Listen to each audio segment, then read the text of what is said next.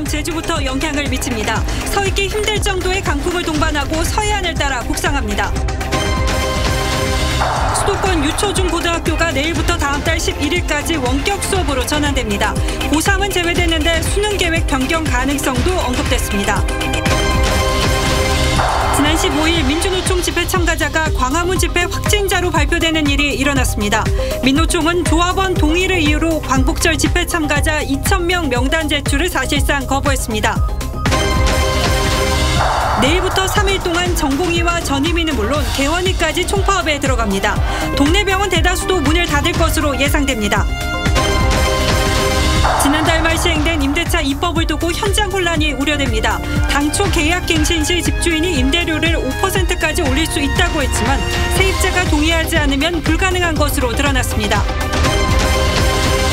노영민 비서실장이 시세 차익을 남긴 서울 반포 아파트를 두고 현 정부에서만 올랐냐며 전 정권에서도 올랐다고 했습니다. 노 실장은 총 8억 5천만 원 양도 차익 중 문 정부 3년 동안 4억 7천만 원이 오른 것으로 알려졌습니다. 경찰이 수사 넉 달 만에 오거돈 전 부산시장을 강제추행 혐의로만 검찰에 넘겼습니다.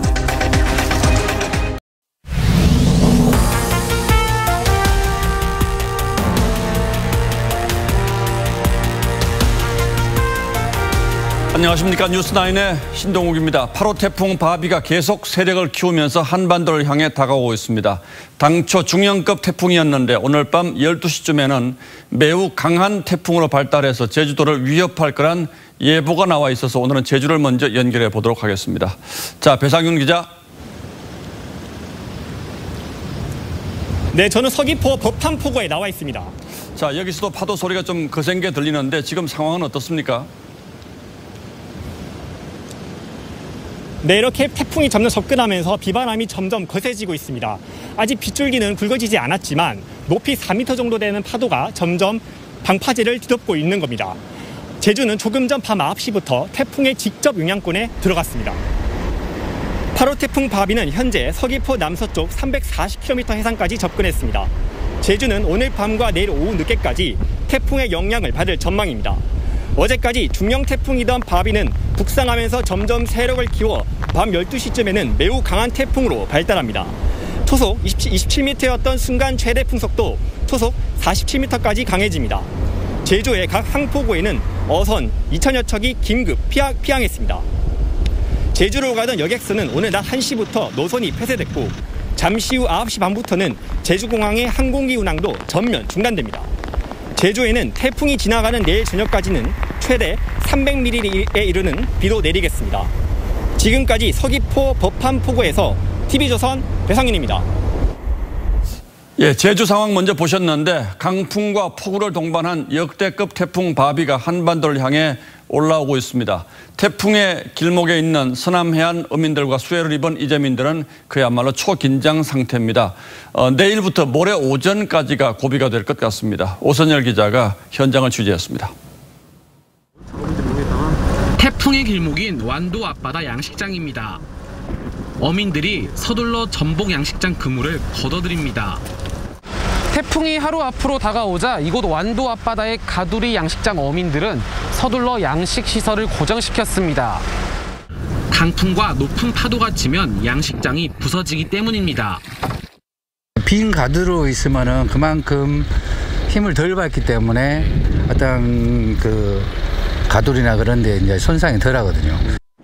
태풍 바비는 사람이 날아갈 수 있을 정도인 초속 50m에 이르는 강풍이 예상됩니다. 인천의 한 선별 진료소는 천막의 철제 기둥을 보강했고 부산 송정항 등 서남해안에선 하루 종일 어선 피항 작업이 이어졌습니다. 큰 재산이기 때문에 다 완벽하게 할 수밖에 없어요. 태풍이 발생할 때부터 지금 계속 지나갈 때까지는 항상 불안이죠. 미처 복구를 마치지 못한 수해 이재민들은 걱정이 태산입니다. 태풍이 몰고 올 최대 300mm의 폭우에 추가 산사태 우려도 높습니다. 태풍이 오면 2차잖아, 2차. 우리까지 또 쓸어가면 어쩌나 싶고.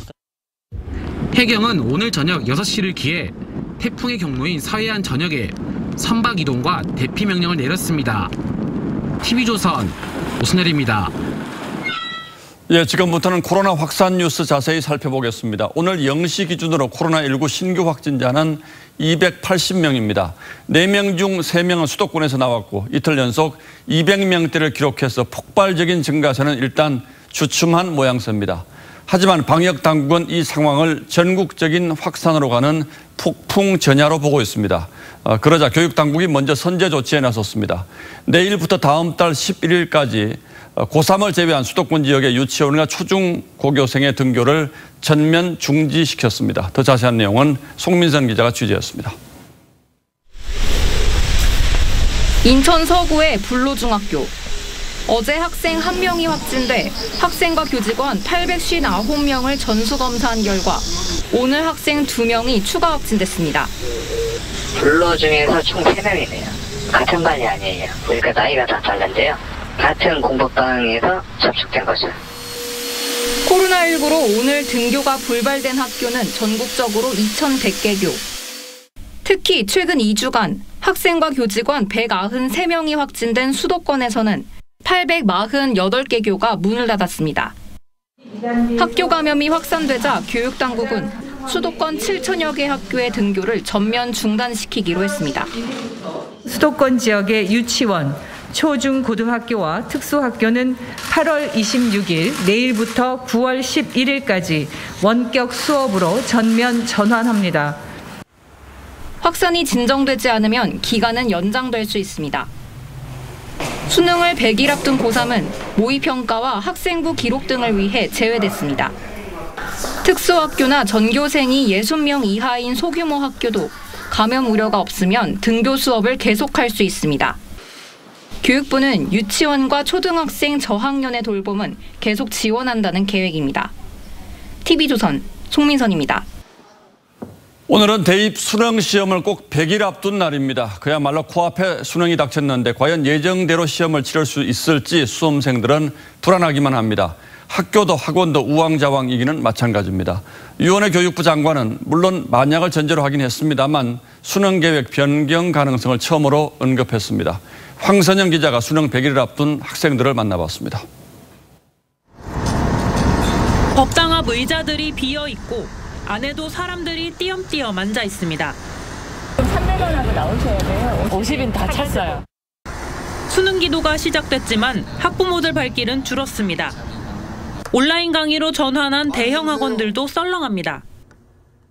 수능 100일을 앞두고 예년 같으면 수험생들로 꽉 차 있어야 할 강의실이 이렇게 텅 비어 있습니다. 혼자 공부를 잘 할 수 없어서 학원에 간 건데 이제 학원이 또 안 가니까 생활관리? 그런 것도 잘 안 되고 집중도에도 차이가 있고. 고3 수험생은 등교 중지에서 제외됐지만 수능을 제때 치를 수 있을지 불안합니다. 계속 이렇게 늘어나고 이러면 오히려 더 혼란만 가중시키지 않을까. 최저학력 수준이 N수생이나 다른 그 이전의 사람들에 비해서는 떨어진다고 생각합니다. 교육당국은 수능을 예정대로 준비한다는 입장이지만 코로나 확산세가 불투명해 플랜 B도 고려하고 있습니다.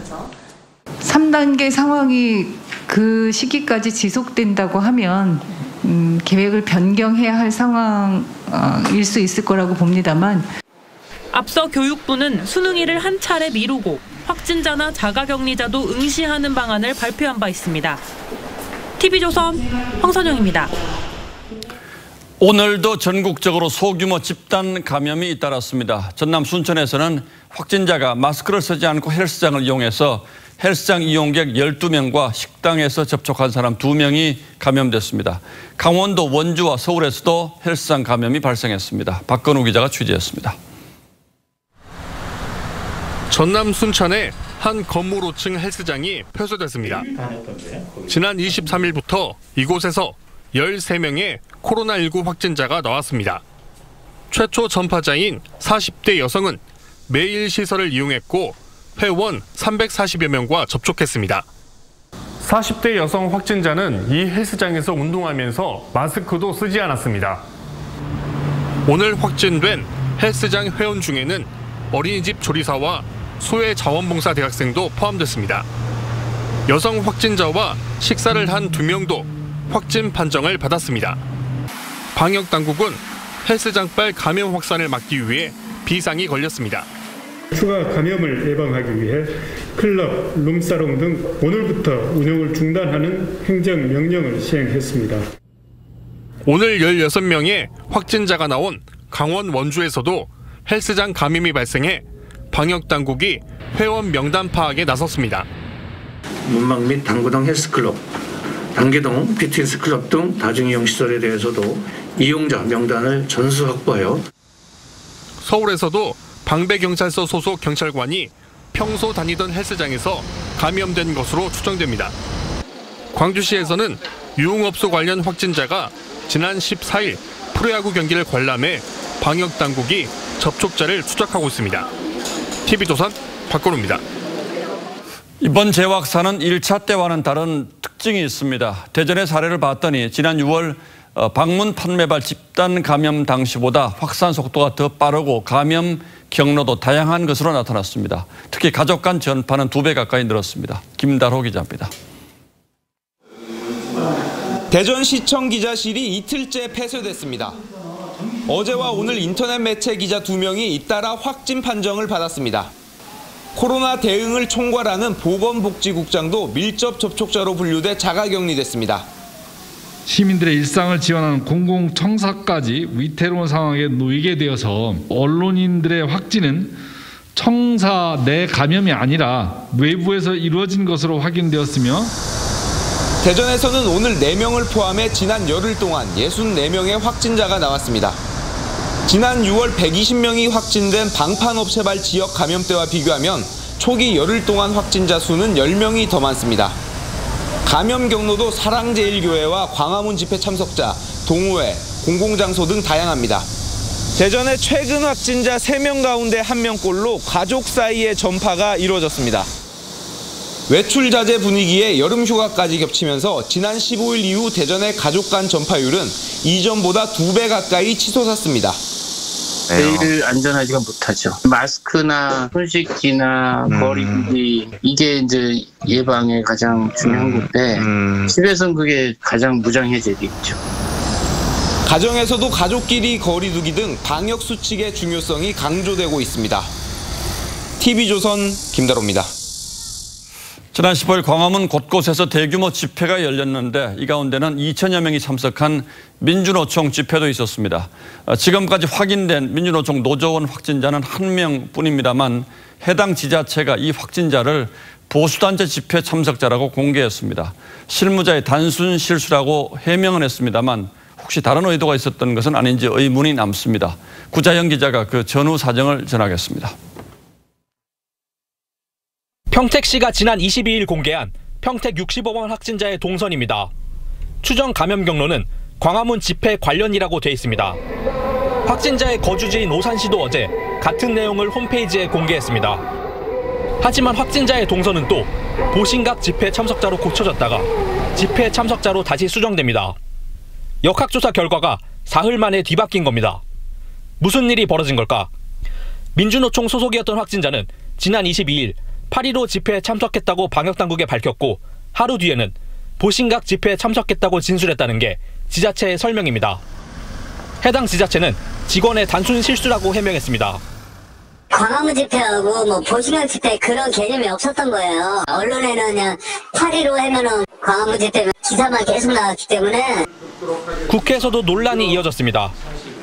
그것은 아마 그 종각을 광화문으로 잘못해서 아마 그렇게 냈던 것 같습니다. 종각하고 광화문을 구분 못하는 공문이 있습니까? 민주노총은 해당 확진자가 당시 집회에서 감염됐다고 단정 지을 수는 없다고 주장하고 있습니다. TV조선 구자영입니다.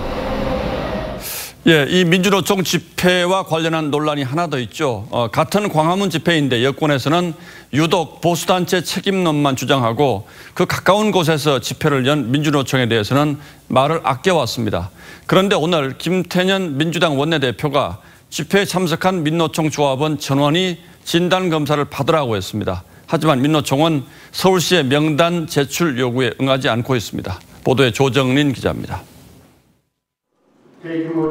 민주노총 기자회견 참석자 가운데 코로나 확진자가 나오자 더불어민주당 김태년 원내대표는 민노총 참석자도 모두 코로나19 진단검사를 받으라고 촉구했습니다. 민주노총 집회 참가자들도 전원 진단검사를 받도록 강력히 권고합니다. 방역에 진보와 보수가 없습니다. 여당은 그동안 보수단체의 광화문 집회 참가자들에 대해선 정부의 강력 대응을 주문했지만 민노총 기자회견에 대해선 별다른 언급을 하지 않아왔습니다. 서울시도 지난 15일 도심 집회를 신고했던 33개 단체와 민주노총에 행사 참가자 명단을 제출할 것을 요청했습니다. 하지만 민노총은 아직 명단을 제출하지 않고 있습니다. 네, 안 왔습니다. 다른 데도 안 왔고요. 안내와 병에서 연락처도 주셨으면 좋겠다. 제차 받으시라고 안내를 해드릴 거 아닙니까? 그런 취지였고. 이동통신사의 보수단체가 집회를 열었던 광화문 인근의 기지국 정보를 요청했던 방역당국도 민노총 기자회견이 열린 종각 인근의 정보를 추가 요구했습니다. 민노총은 8.15 노동자대회 참가 조합원 중 60%가 어제까지 코로나19 검사를 받았고 기존에 알려진 확진자 외에 추가 확진자는 없다고 설명했습니다. TV조선 조정린입니다. 대한의사협회가 내일부터 사흘 동안 2차 총파업에 들어갑니다. 대형 병원의 전공의 전임 및 상당수가 이미 파업에 참가하고 있는데 내일부터 전국의 동네 병원 10,000곳 이상도 문을 닫을 것으로 보입니다. 환자들의 상당한 불편이 예상되고 있지만 정부와 의료계의 주장은 오늘도 평행선을 달렸습니다. 윤재민 기자가 보도합니다. 전공의 500여 명이 파업에 동참한 삼성 서울병원. 오늘 하루만 병원에서 수술 40건이 미뤄졌고 내일도 60건이 미뤄질 예정입니다. 다른 대학병원도 내일 많게는 절반의 수술을 연기했습니다. 외래 진료도 대기 시간이 길어지고 있습니다. 간단한 처치나 이런 것도 옆에서 해주시고 이런 게 있는데 이제 그런 거를 전부 교수님들이 하시게 되니까 정부와 의료계는 대화에 나섰으나 이견을 좁히지 못하고 있습니다. 내일부터는 의사협회도 예고한 2차 파업을 사흘간 벌일 예정이어서 환자 불편이 불가피합니다. 지난 14일 1차 파업 때는 전국 동네 병의원 10,000곳 이상이 참여했습니다. 지자체를 중심으로 비상진료 대책을 세워서 보건소를 중심으로 한 의료 진료 지원 체계를 지금 구축을 하고 있는 중입니다. 의료 공백이 우려되자 파업 중단을 요구하는 목소리는 커지고 있습니다. 한국노총 의료산업노조가 의사들의 집단행동 중단을 촉구하고 나섰고 국가고시 응시를 거부한 의대생들을 구제하지 말라는 국민청원엔 이틀 만에 24만 명 넘게 동의했습니다. TV조선 윤재민입니다. 정부가 의사수를 늘리겠다는 가장 큰 명분은 지방 주민들의 의료 접근성을 높이겠다는 겁니다. 그 방법의 하나로 공공의대 설립을 추진하고 있는데 학생 선발 방식을 둘러싸고 또 논란이 불거졌습니다. 시도지사 추천으로 의대생을 선발할 수 있다고 했다가 논란이 일자 해명 자료를 냈는데 이번에는 시민단체 관계자 추천이란 문구가 들어갔습니다. 그러면서 논란은 정치권으로 옮겨붙었습니다. 황병준 기자가 보도합니다.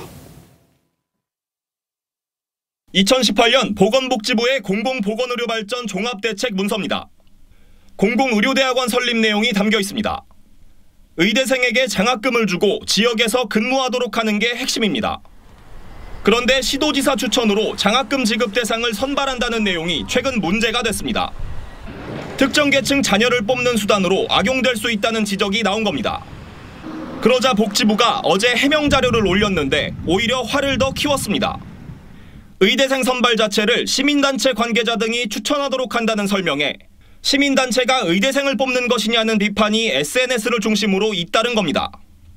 의사 출신인 안철수 국민의당 대표는 제2, 제3의 조국 자녀들이 판칠 것이라고 꼬집었습니다. 논란이 커지자 복지부의 해명은 또 달라졌습니다. 다양한 어떤 사회 구성원들이 같이 참여하는 방식으로 가는 것이 좋겠다라는 부분이고 그 하나의 어떤 구성원 중에 한 구성원으로서 시민사회단체가 예시로 복지부는 또 공공의대는 국회 입법 과정을 거쳐야 추진되는 정책이라며 정부 의사만으로 결정할 수 없다고도 밝혔습니다. TV조선 황병준입니다. 코로나는 심각해지고 의사들은 파업에 들어가고 거기에 대해서 중증 환자 병상 수급에까지 빨간불이 켜졌습니다. 먼저 정부의 공식 설명을 들어보고 이어서 그 이유를 따져보겠습니다. 중환자 치료 병상이 부족하다는 중환자 전문가들의 의견이 제기됨에 따라 26개 병상을 추가 확보하도록. 자, 윤슬기 기자. 중환자실에 빈자리가 거의 얼마 남지 않았다는 거죠. 얼마나 심각합니까? 네, 최근 중증 환자 추이를 보시면요. 10명대 초반이던 환자 수가 지난 21일 18명, 오늘 0시 기준 이보다 2배 많은 38명을 기록했습니다. 자, 일주일 새 4배 급증한 거죠. 또 신규 확진자 3명 중 1명도 60세 이상인 상황입니다. 자, 반면 중증 환자 병상은 어제 기준 수도권 69개, 충남과 전북은 아예 없고 전국 대부분이 한 자릿수였죠. 자, 오늘은 중환자실 병상이 7개라는 주장까지 전문가들 사이에서 제기가 됐습니다. 불과 몇 달 전에 중증 환자 폭증에 대비해야 한다는 주장이 많았는데 그럼 그동안 이 대비를 안 한 겁니까? 네, 정부는 지난 3월 67개 병원을 코로나 치료를 위한 감염병 전담병원으로 지정을 했죠. 자, 그런데 바로 다음 달부터 다시 일반 병상으로 전환을 하기 시작해 현재까지 전담병원 40개를 지정 해제한 것으로 알려졌습니다. 자, 따라서 병상 수도 7,500여 개에서 2,100여 개로 줄어든 상태죠. 예, 물론 병원 입장에서는 병상을 마냥 비워놓을 수는 없었겠습니다만 코로나가 계속 진행 중인 상황인데 여기에 대한 대비는 하고 있었어야 하는 것 아닙니까? 네, 정부도 환자 수가 늘면 병상 수도 늘리는 탄력적 운영을 한다는 방침이었죠. 자, 하지만 신규 환자가 30명대를 웃돌면서 재확산 위기가 고조되던 이달 초에도 정부가 전담병원 지정 해제를 추진했다는 주장이 나왔는데요. 들어보실까요? 예. 8월 4일 날 100병상 이상을 지정 해제를 해버렸고요. 8월 10일 날 감염병 전담병원 지정 해제도 해버렸습니다. 줄일 상황이 아니다. 조금 더 지켜봐야 되지 않겠느냐라고 분명히 의사 전달을 했고, 근데 뭐 그냥 속된 말로 했죠. 아, 그러니까 병원에서는 아직은 해제할 때가 아니다라고 얘기를 했는데 그래서 결국 해제가 됐습니까? 네, 그 뒤 반전이 일어났는데요. 계속해서 들어보시죠. 16 지나면서 이제 연락이 온 거죠. 다시 재지정할 테니까 병상을 내놔라. 이미 이동형 음악기 다 뜯어가지고 어떻게 하시는 건지 모르겠어요. 네, 이 같은 병상포와 중환자 병상 문제 때문에 의료 체계가 한계에 이르렀고 그래서 거리두기 3단계 격상을 해야 한다는 게 바로 감염학회의 주장이죠. 예, 정말 한치 앞을 못 보는군요. 안타깝습니다. 네. 예, 윤슬기 기자 잘 들었습니다.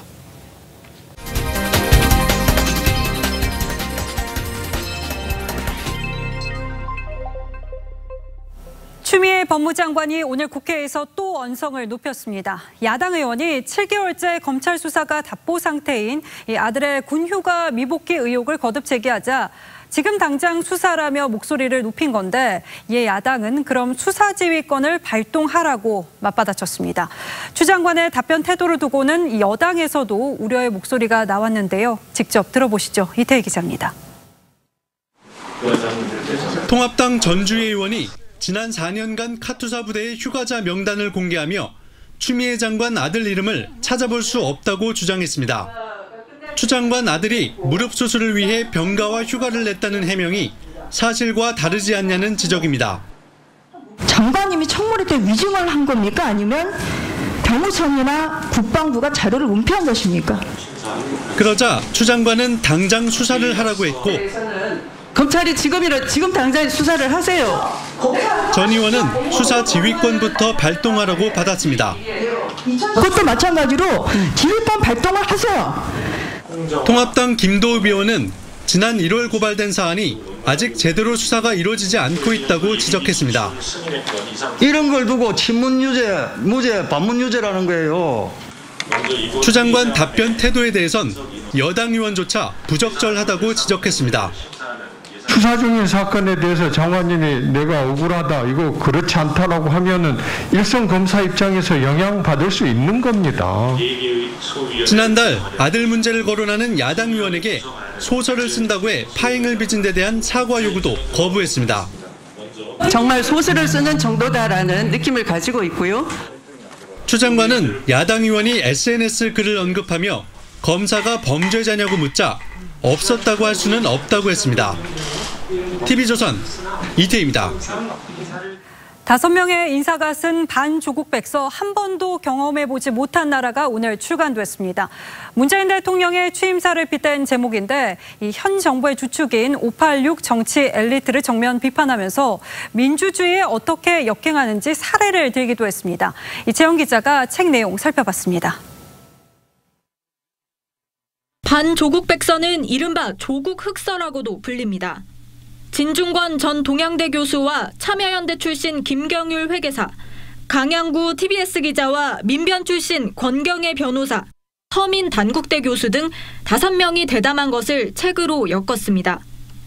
제목은 문재인 대통령 취임사 표현을 빌려왔는데 한 번도 경험하지 못한 나라를 만들겠다는 열정으로 뜨겁습니다.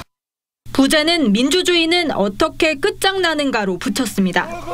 저자들은 조국 사태를 거치며 한국 민주주의가 어떻게 훼손됐는지를 자신의 경험으로 설명합니다. 진중권 전 교수는 586 정치 엘리트들은 신적폐 세력이라고 규정했습니다. 또 노사모가 팬이라면 문팬은 팬덤이라면서 팬덤의 배타적인 성격을 비판했습니다. 김경률 회계사는 조 전 장관 일가의 사모펀드 의혹에 대해 조국 돈으로 세워진 회사라고 했고, 권경애 변호사는 조국 가족을 위한 펀드로 재편하려 했던 것 같다는 의혹도 제기했습니다. 앞서 조국 전 장관 지지자들은 조국 백서 검찰개혁과 촛불시민에서 조범동 씨에게 넘어간 5억 원은 대여금이라고 주장한 바 있습니다. 출판사 측은 책이 시중에 풀린 첫날인 오늘 초판 5,000부가 모두 판매돼 중세에 들어갔다고 밝혔습니다. TV조선 이채연입니다. 경찰이 수사 넉 달 만에 오거돈 전 부산시장을 강제추행 혐의로만 검찰에 넘겼습니다. 총선을 의식해서 사퇴 시점을 조율한 공직선거법 위반 등 나머지 의혹은 모두 무혐의 처리됐습니다. 하동원 기자입니다. 경찰이 오거돈 전 부산시장에 대해 수사한 혐의는 모두 7가지. 경찰은 30여 명으로 구성된 대규모 수사팀을 꾸려 관련 의혹들을 수사했습니다. 경찰은 지난 넉 달 동안 59명을 조사하고 4,600쪽에 달하는 수사 기록을 남기는 대대적인 수사를 펼쳤습니다. 경찰은 오늘 오거돈 전 부산시장에게 강제추행 혐의를 적용해 기소 의견으로 검찰에 송치했습니다. 하지만 4.15 총선에 미칠 영향을 고려해 사퇴 시기를 조율했다는 의혹과 또 다른 의혹 등 나머지 혐의 6건에 대해서는 무혐의 처리했습니다. 경찰은 사퇴 시기 조율 의혹과 관련해 통화 내역 8,000여 건을 분석했지만 혐의점을 찾을 수 없었고, 추가 성추행 의혹에 대해서는 피해자가 진술을 거부하고 참고인 조사를 통해서도 증거를 찾을 수 없었다고 설명했습니다. 오거돈 성폭력 사건 공동대책위원회는 경찰 발표 직후 입장문을 내고 법원이 구속영장을 기각하면서 수사가 늦어졌다며 수사 결과에 불만을 드러냈습니다.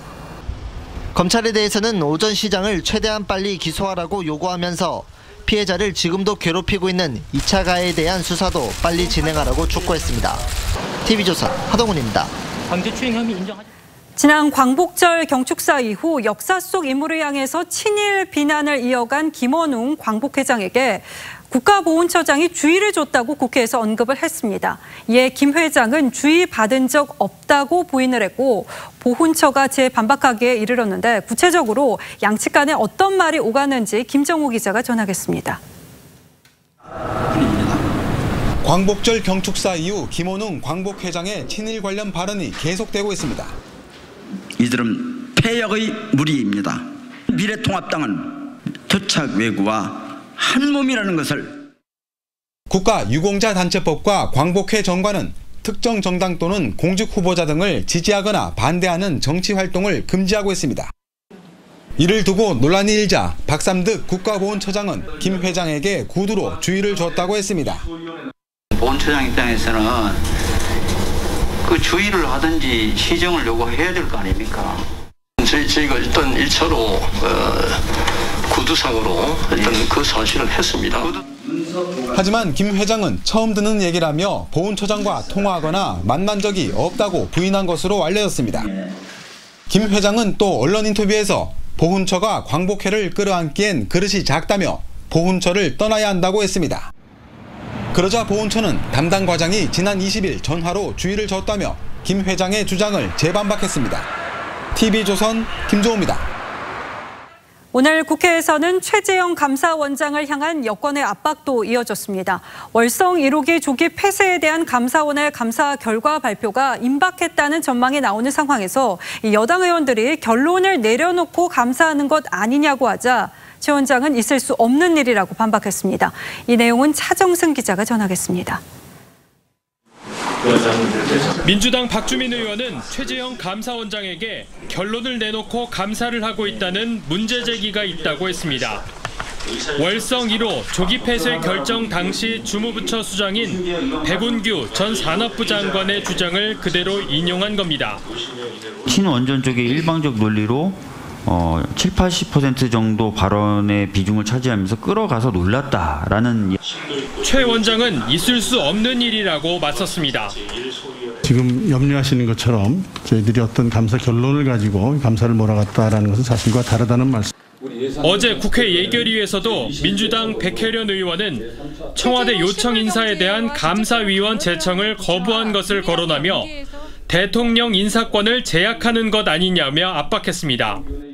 인사권자의 의사를 존중해서 제청을 해야 되는 게 마땅한 거 아닙니까? 정치적인 중립성과 독립성을 지킬 수 있는 인물을 제청하라는 헌법상의 어떤 감사원장에 주어진 책무라고.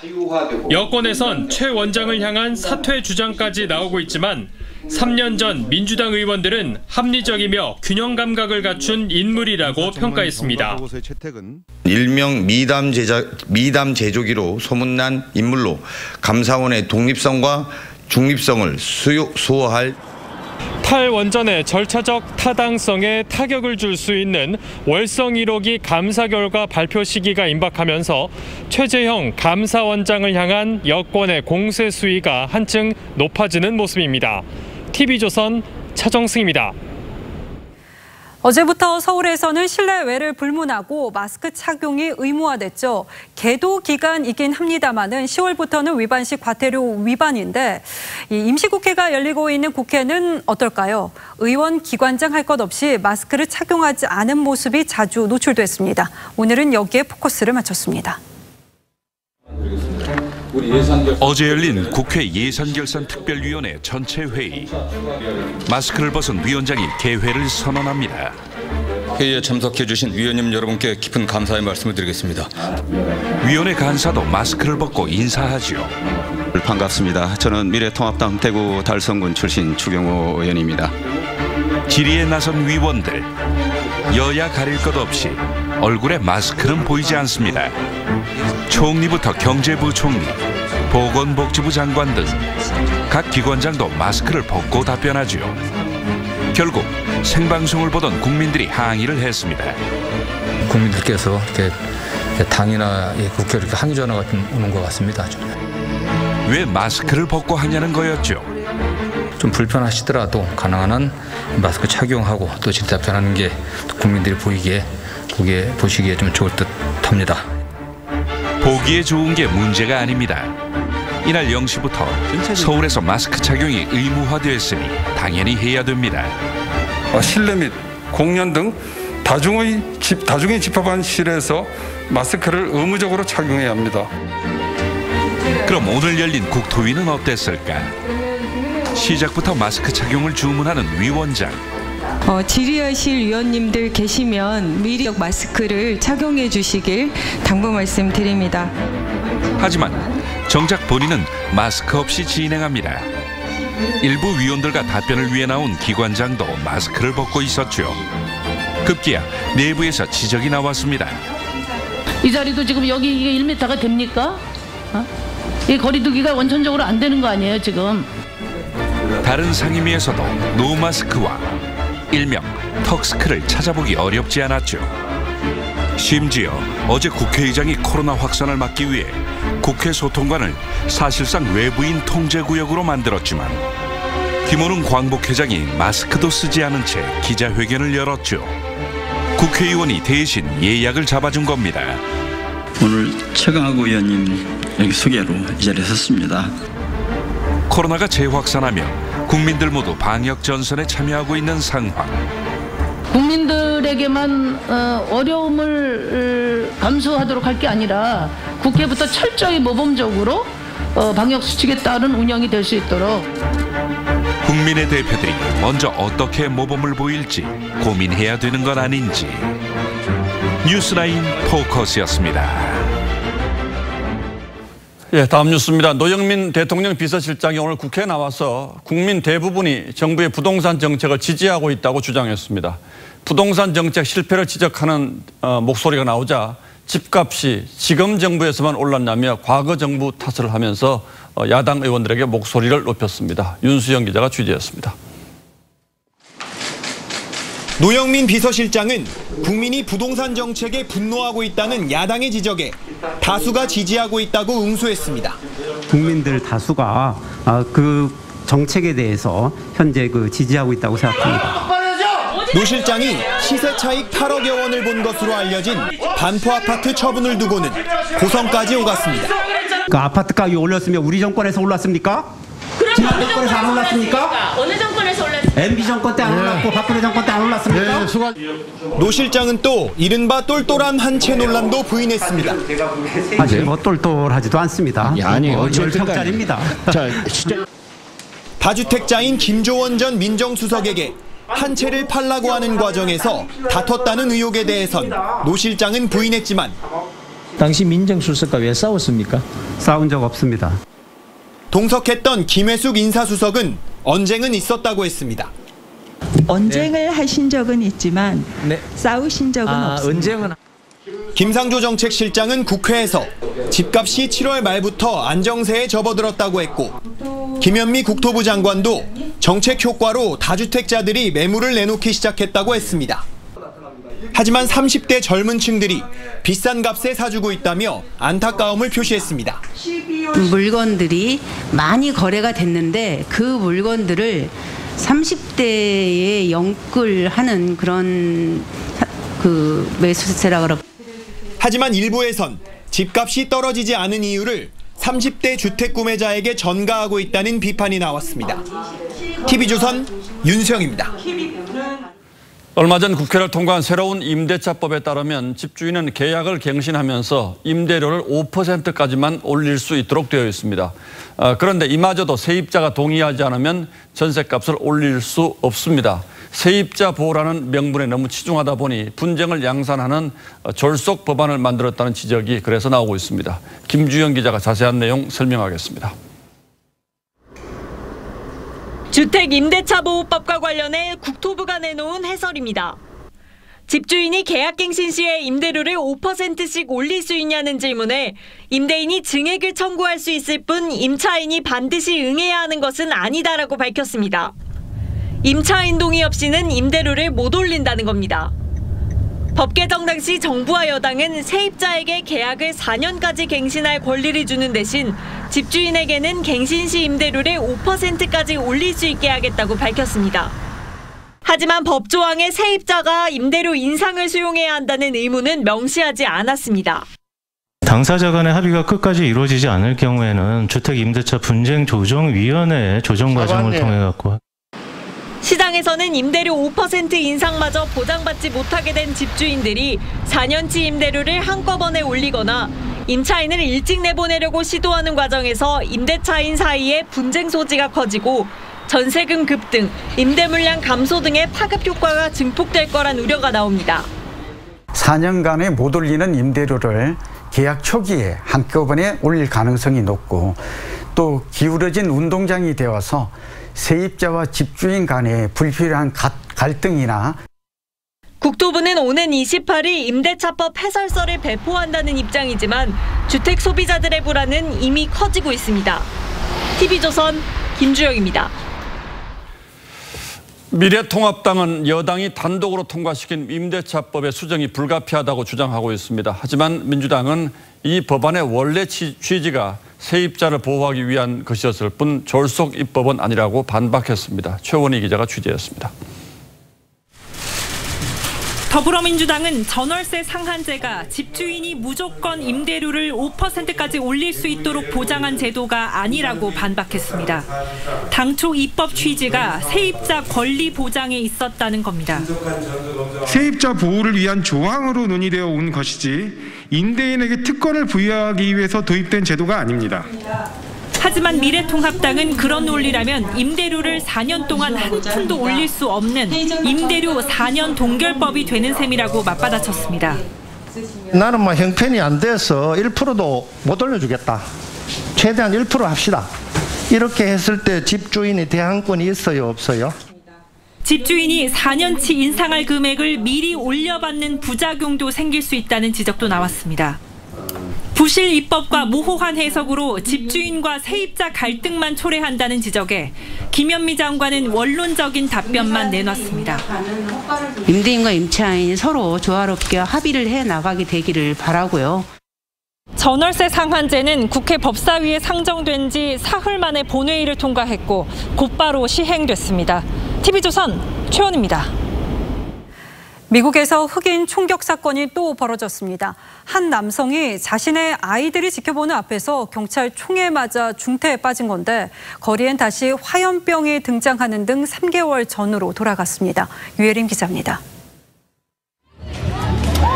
시위대가 법원 건물에 물병을 집어던집니다. 주차된 차들은 화염에 휩싸였습니다. 유리창은 다 깨지고 가게 안엔 불길이 번집니다. 분노한 미국 시민들이 또다시 거리로 나왔습니다. 비무장한 흑인 남성 제이컵 블레이크가 경찰이 쏜 7발의 총격에 중태에 빠졌기 때문입니다. What we witnessed the other day was city-sanctioned attempted murder. 당시 차 안에는 남성의 자녀 3명이 타고 있었고 아버지가 총에 맞는 장면을 모두 지켜봤습니다. 당시 경찰이 총을 쏜 이유는 밝혀지지 않았습니다. You just shooting them with the kids in the back screaming. That don't make no sense that you treat somebody like that. 조 바이든 민주당 대선 후보는 총격이 미국의 영혼을 관통했다며 애도했습니다. 시민들은 제2의 조지 플로이드 사건이라며 미국 전역에서 항의 시위를 벌이고 있습니다. 인종차별 반대 시위가 다시 격화될 조짐을 보이자 위스콘신주는 야간 통행금지 명령을 내리고 주 방위군을 투입했습니다. 사건에 연루된 경찰들은 휴직한 상태입니다. TV조선 유혜림입니다. 홍콩에서 코로나 재감염 사례가 나왔습니다. 바이러스가 뒤늦게 발현돼서 재확진 또는 재발한 것이 아니라 재감염이 공식 확인된 부분에 집중을 해야 하는 건데 이렇게 되면 각국에서 개발 중인 백신이 얼마나 효과가 있을지 우려됩니다. 송지욱 기자입니다. 재감염 환자는 33살 건장한 남성입니다. 지난 3월 코로나19에 감염됐다 완치 판정을 받았는데 142일 만에 또 확진 판정을 받았습니다. 최근 유럽 여행을 하고 돌아왔습니다. 홍콩대 연구진은 재감염된 코로나19의 염기 서열이 지난 3월의 것과 다르다고 설명했습니다. 몸 안에 바이러스가 남아있다가 재활성화된 게 아니라 변이된 바이러스에 감염됐을 수 있다는 겁니다. 이 남성은 첫 감염 때 발열 등의 증상을 보였는데 이번엔 증상이 없었습니다. 이미 이탈리아, 인도 등에서도 여러 차례 재감염이 보고됐는데 이렇게 되면 완치 후 몸 안에 항체가 형성됐거나 백신을 맞았다고 하더라도 효과가 제한적이라는 얘기가 됩니다. Even if we do have a vaccine, it won't end the pandemic on its own. We must all learn to control and manage this virus using the tools we have now. 국내 의료계도 예방이 최선이라는 입장입니다. 영국 유전체 연구센터 제프리 버렛 박사는 전 세계의 감염 규모를 감안하면 재감염은 우려할 수준은 아니라고 주장했습니다. TV조선 송지욱입니다. 지난주 국내 해수욕장이 코로나 감염 차단을 이유로 긴급 폐장했죠. 이 프랑스 사례를 보니까 해수욕장발 감염이 위험 수준입니다. 한 누드비치에서 집단 감염이 발생해서 150명이 확진 판정을 받았습니다. 송무빈 기자입니다. 프랑스 남부 옥시타니 지방. 이곳에 위치한 세계 최대 누드비치 갑다그드 리조트에서 관광객들이 코로나19에 집단 감염됐습니다. 투숙객 95명과 이전 방문객 50명 등이 확진 판정을 받은 겁니다. 옥시타니 보건당국은 지난주 사흘간 리조트에서 머문 450명을 상대로 검사를 진행한 결과이며 아직 310명은 분석 중이어서 확진자 수는 더 늘어날 수 있다고 밝혔습니다. 휴가철은 하루 4만여 3천여 명이 찾는 갑다그드 해변. 당국은 뒤늦게 마스크 착용을 의무화했습니다. 경찰은 시민들은 지정된 장소에서 옷을 입지 않아도 되지만 입은 가려야 하며 적절한 규모로만 모여 있어야 한다는 성명을 발표했습니다. TV조선 송무빈입니다. K-팝이 다양한 국적의 멤버를 적극 선발하고 있습니다. 일본인 멤버로만 구성한 아이돌을 데뷔시키기도 하는데요. 어떤 전략이 숨어 있는 건지 최윤정 기자가 전합니다.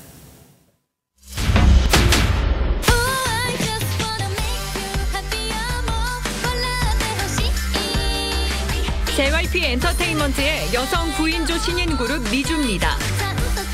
니주는 9명 전원이 일본인으로 일본 소니뮤직과 손잡고 현지에서 진행한 오디션 프로젝트를 통해 선발됐습니다. 일본 친구들을 찾아서 발굴하고 가르쳐서 우리가 갖고 있던 K-팝과 한번 접목시켜서 새로운 그룹을 만들어 보고자 하는 전략은 대성공.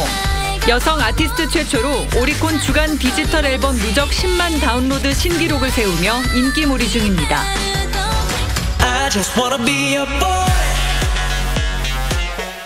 지난 7일 데뷔한 YG 엔터테인먼트 소속 트레저. 빅뱅의 동생 그룹이라고 알려져 이미 일본 내 팬덤이 형성된 보이그룹입니다. 일본에서 안정적인 활동을 위해 일본인 멤버 4명이 선발됐습니다.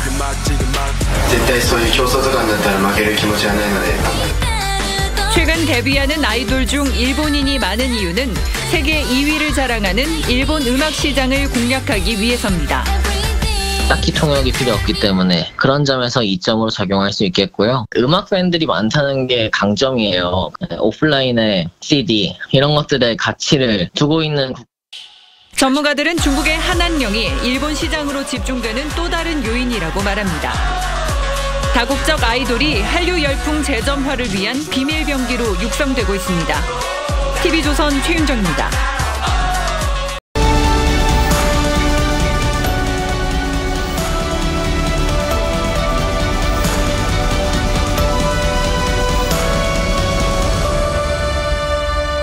Warp Drive, Mr. Scott. 50년에 걸쳐서 TV와 영화로 나온 우주모험 시리즈 스타트rek에는 이런 워프 장면이 곧잘 등장합니다.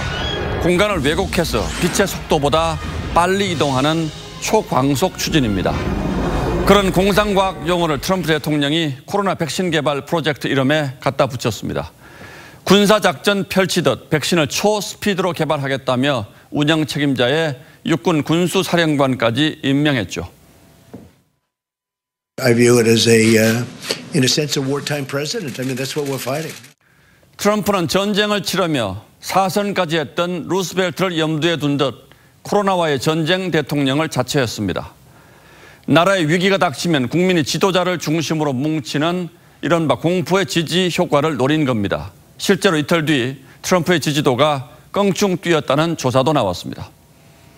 하지만 코로나 대응이 갈팡질팡하면서 본격 선거전이 시작된 지금은 도리어 큰 악재가 됐습니다.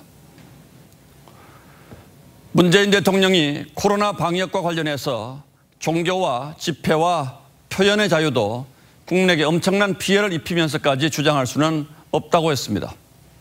근래 듣기 힘든 단호하고 강도 높은 어조였습니다. 모여서 선동하거나 힘자랑하지 말라는 글도 공유했습니다. 광화문 집회 이튿날엔 명백한 도전이자 용서 못할 행위라고 했습니다. 여당에서는 종교의 탈을 쓴 극우 세력이 바이러스를 퍼뜨리고 있다는 말까지 나왔습니다. 광화문 집회 야당 배후설이 제기됐고 집회를 허용한 판사를 욕했습니다. 광화문 집회와 코로나 재확산 사태 이후에 대통령의 지지율이 반등했다는 보도도 있었죠. 그래서 감염병 사태를 정치에 이용하려는 건 아닌지 의구심이 생기는 겁니다. 그런데 문재인 대통령은 근래 나라에 큰 논란이 벌어졌을 때 침묵한 경우가 많았습니다. 박원순 시장을 비롯한 여당 단체장들의 성 관련 비위 의혹이나 윤미향 사태, 그리고 국민이 둘로 나눠 극심한 논쟁을 벌였던 백선엽 장군 예우 문제에 대해서도 별다른 반응을 보이지 않았습니다. 과거 김학의 전 차관 별장 성접대 의혹과 장자연 사건에 대해서 단호한 조사를 지시했던 것과는 대조적이었죠. 그래서 이번 코로나 강경 발언 역시 예사롭게 느껴지지는 않습니다. 미국의 정치학자 코리 로빈은 정치의 역사를 이렇게 갈파했습니다. 겉으로는 이성과 자유를 옹호하는 것처럼 보이지만 실제로는 공포가 중요한 통치 수단이다. 지도자의 진면목은 위기 때 고스란히 드러나게 마련입니다. 그래서 나라의 재앙은 지도자에게 큰 시련이지만 동시에 진면목을 보여줄 기회이기도 합니다. 이번 코로나 사태 역시 국민은 절실하게 대통령의 입을 지켜보고 있습니다. 그런데 대통령의 중요한 메시지가 정치적 이해관계에 좌우된다는 느낌을 준다면 국민들이 어떤 생각을 하겠습니까? 8월 25일 앵커의 시선은 코로나 정치학이었습니다.